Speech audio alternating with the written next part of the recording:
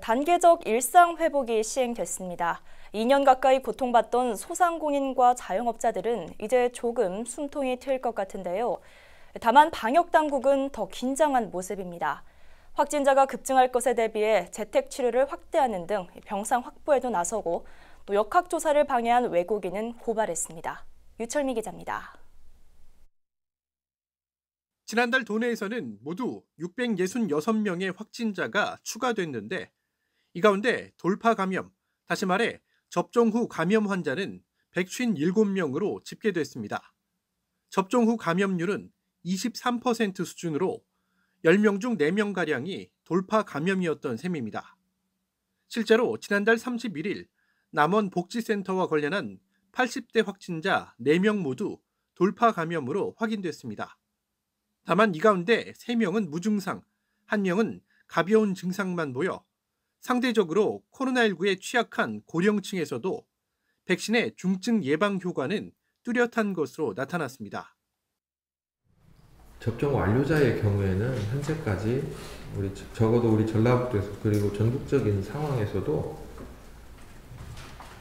접종 완료 후 감염자가 상당히 고연령층에서 좀 발생하고 있는 상황이긴 하지만 이처럼 무증상이거나 매우 경증의 그 상황을 보이고 있기 때문에 특히 고령층의 고위험 계층에서는 적극적으로 추가 접종을 권해드리고 방역당국은 단계적 일상 회복으로 신규 확진자는 불가피하게 증가할 것으로 예상하고 있습니다.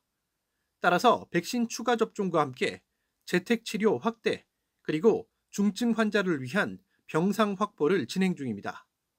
특히 최근에는 역학조사를 방해한 외국인 2명을 고발하는 등 단계적 일상 회복과는 별개로 방역을 위한 조치는 강화하고 나섰습니다. 자영업 소상공인분들께서 삶이 힘들다고 말씀을 주셨습니다. 그런 상황을 반영을 한 어쩌면 시험적인 방역 체계입니다.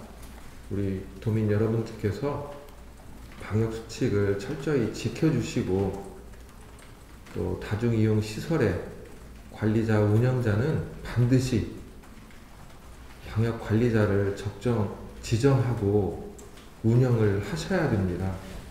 그렇지 않으면 우리의 위드 코로나는 혼란만 있을 뿐입니다. 한편 전북 지역의 경우 주간 평균 확진자가 50명을 넘어설 경우 비상조치가 발동될 수 있다고 밝혔습니다. 다만 기존의 영업시간이나 사적 모임 제한 등의 조치보다는 잠시 멈춤 권고 등의 수준이 될 전망입니다. BTV 뉴스 유철미입니다.